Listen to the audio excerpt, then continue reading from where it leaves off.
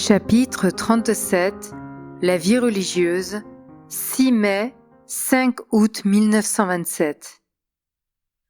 Influence des âmes consacrées, l'état d'immolation perpétuelle, comment souffrir en silence, la prière du cœur de Jésus, retraite annuelle. 12 mai, jeudi. Hier soir, notre Seigneur m'a donné de nouveau, comme sujet de méditation pour ce matin, son cœur agonisant et les âmes consacrées, me disant 2 paroles pour les 2 principaux points. Premier point, ne me refuse rien, ma petite épouse. Et deuxième point, ta puissance, par mon cœur divin, est infinie pour le salut et la sanctification des âmes. Il a fait de cette dernière parole le sujet de presque toutes mes méditations depuis le commencement de cette semaine. Ce matin, il m'a donné son calice béni immédiatement après l'instant de ma communion. Sans me parler, il m'accorda la grâce de revoir le tableau de jeudi et de vendredi dernier.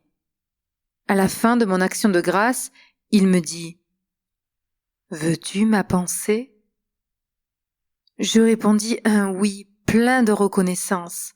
Il reprit « Je te la donne, la pensée de mon cœur, ma pensée continuelle de Dieu. » Il ajouta « Veux-tu que je te donne aujourd'hui une journée de souffrance pour les âmes consacrées ?» J'acceptai avec joie et amour cette grande faveur. Déjà j'étais un peu souffrante depuis minuit. Oh, qu'il fait bon de ne s'occuper que des intérêts divins. 13 mai, vendredi. Hier soir, sur la fin de mon heure de veille, notre Seigneur me donna à contempler son cœur agonisant et sa vision de toutes les âmes.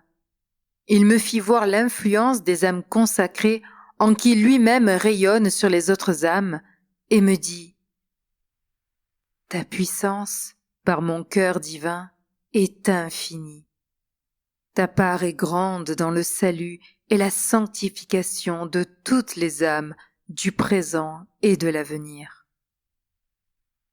Ce matin, durant mon action de grâce après la communion, il poursuivit sur le même sujet. Mon cœur agonisant a vu à Gethsémani, outre les âmes consacrées, la multitude de toutes les autres âmes. Regarde-les jusque dans le lointain, jusqu'à la fin des temps. Regarde jusqu'à la dernière âme qui vivra. Maintenant, considère l'influence des âmes consacrées en qui je rayonne sur les âmes du monde. Dans les âmes consacrées où mes mains sont liées par des fils, où par conséquent mon cœur est blessé, mes rayons ne s'étendent que sur quelques âmes dans le monde vivant en même temps qu'elles. Dans les âmes consacrées qui ne me refusent que de toutes petites choses, vois-tu, mes rayons atteignent beaucoup plus d'âmes dans le monde et s'étendent plus loin. Dans les âmes consacrées entièrement livrées à moi, en qui j'agis librement, regarde, mes rayons qui s'étendent à toutes les âmes du monde jusqu'à la fin des temps. À cause des grâces et des lumières que je te donne, ta part est grande dans le salut et la sanctification de toutes les âmes du présent et de l'avenir. Jusqu'ici, je voyais toutes les âmes créées sans distinction du passé, du présent et de l'avenir, comme les voyait le cœur de Jésus pour qui tout est présent. Ici, il sépara, c'est-à-dire en me les faisant reconnaître en général, les âmes qui, par rapport à moi, ont vécu dans le passé de celles qui existent maintenant et qui vivront dans l'avenir. Il continua donc. Tu vois toutes ces âmes du présent et de l'avenir. Eh bien, elles attendent toutes de grandes grâces de ta fidélité, à me laisser agir librement en toi. Tu as une grande part dans le salut et la sanctification de chacune. Je t'ai donné tous les trésors de mon cœur. Par ma très sainte mère, donne-les à toutes ces âmes. Regarde comment je suis traité en elle. Il y a certainement des âmes très pieuses en qui je rayonne pleinement. Mais tu vois, il n'y en a que quelques-unes. Considère les autres. Tu me vois les pieds et les mains liés, avec des cordes et le cœur blessé, ou bien tu vois le démon à ma place. Je voyais tant d'âmes où le démon régnait en maître, et cette vue était si horrible que je regardais à peine. Mon divin maître me dit « Ne crains pas, regarde, prie et supplie mon Père céleste, aime-moi et souffre en silence. » 19 mai, jeudi. Ce matin, notre Seigneur m'a donné son calice au moment de la communion et sa pensée immédiatement après. Il me fit voir de nouveau les tableaux précédents, me répéta quelques-unes des paroles que j'ai déjà écrites, et il ajouta « Je te donne ma pensée sans interruption. Je veux maintenant que ta vie soit tout immatérielle par la pensée et les affections. Laisse-moi en toi être en état d'oblation et d'immolation perpétuelle. Laisse-moi en toi être en état continuel de sacrifice. Supplie mon Père céleste de laisser ma très sainte Mère répandre sur les âmes les trésors de mon cœur. Mon cœur est si débordant d'amour pour chacune de ces âmes qu'il ne peut plus contenir les fleuves de grâce qu'il voudrait leur donner. Mais la plupart des âmes n'en veulent pas de mon amour. Après une fervente supplication que je fis comme le cœur de Jésus me l'inspirait, lui-même me dit ensuite « Je veux en toi arrêter le bras irrité de la justice de mon Père et permettre à ma très sainte Mère de déverser sur toutes les âmes les trésors d'amour de mon cœur. Je veux faire triompher ma miséricorde. Je veux donner des grâces de repentir aux âmes, leur pardonner et les rétablir dans l'amitié avec leur Dieu. 27 mai, vendredi. Hier matin, même grâce habituelle de la part de notre Seigneur au moment de la communion. Le cœur de Jésus me laisse à contempler les sujets et à méditer ses paroles des dernières semaines. Depuis quelques jours, j'ai ajouté certaines paroles dans l'offrande de mon divin Maître à son Père céleste. Je dis chaque fois « Père éternel, par les cœurs de Jésus et de Marie et votre esprit d'amour, je vous offre les plaies sacrées de mon Jésus. » Ou alors « Je vous offre le cœur eucharistique de Jésus, etc., etc. 4 juin, samedi. Avant-hier, jeudi matin, au moment de la communion, grâce habituelle du calice divin. Sujet de méditation pour les 2 jours, jeudi et vendredi, l'oblation et l'immolation du cœur agonisant de Jésus pour satisfaire à la justice de son Père. 18 juin, samedi. Aucune parole de la part de mon divin Maître. Jeudi et vendredi de la semaine dernière et de cette semaine, si ce n'est que par une lumière intime, il me donna encore à méditer l'immolation de son cœur agonisant. Il me fait passer les 4 premiers jours de la semaine, à partir du dimanche, dans une préparation sérieuse aux 3 derniers jours.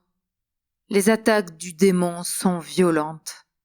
Ce matin, notre Seigneur m'a consolé, me disant que pendant qu'il me laisse dans l'humiliation et la lutte, et comme abandonné à ma propre faiblesse, il arrache des âmes aux démons, leur accorde des grâces de pardon et de pureté et les sauve.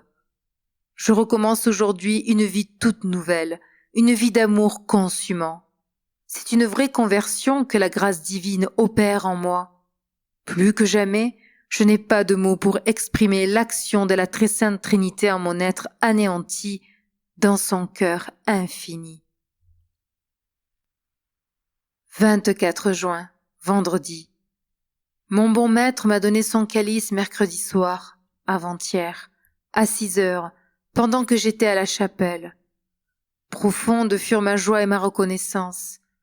Il me l'a donné si tôt, parce que c'est la fête de son cœur sacré cette semaine, et son amour semblait ne pouvoir attendre jusqu'au lendemain.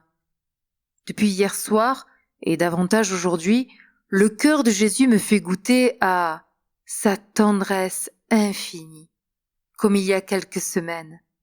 La fête du Sacré-Cœur, pour nous, n'est que demain, à cause de la Saint-Jean-Baptiste aujourd'hui, fête nationale.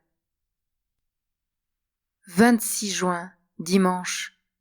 À cause de la fête de son cœur divin, notre Seigneur m'a laissé son calice et sa pensée jusqu'à hier soir.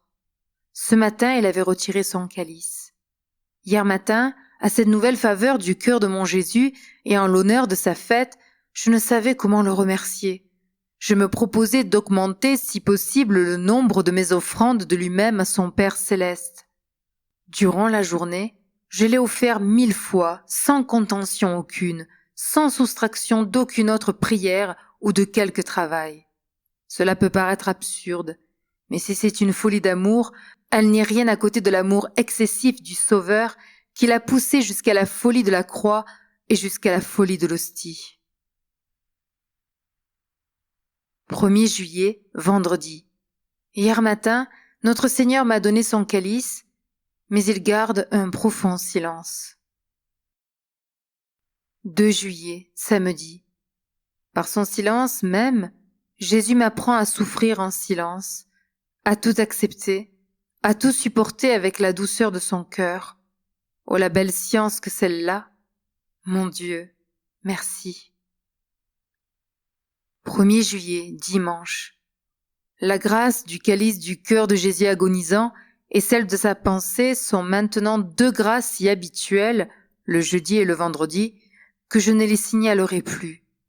Mais s'il plaisait à mon bon maître de me les retirer, je l'écrirai. La soif de l'immolation et le désir de consoler le cœur de Jésus me poursuivent toujours avec une intensité croissante. Jeudi matin, avec plus d'amour que jamais, il me semble, je me suis encore offerte au Père éternel, par notre Seigneur et en lui, comme victime, en réparation de tous les péchés des âmes de tous les siècles, depuis le commencement du monde jusqu'à la fin, comme si j'avais été la seule âme capable d'aimer le bon Dieu.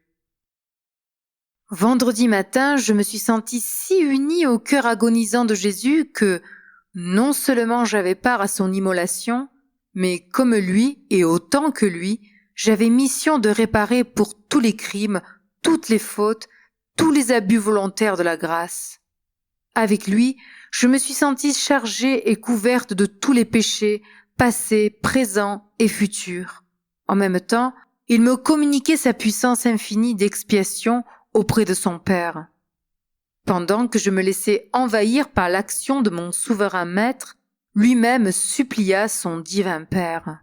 Il dit : « Ô mon Père, ayez pitié de tant d'âmes qui vous offensent. Pardonnez-leur, car elles ne savent ce qu'elles font.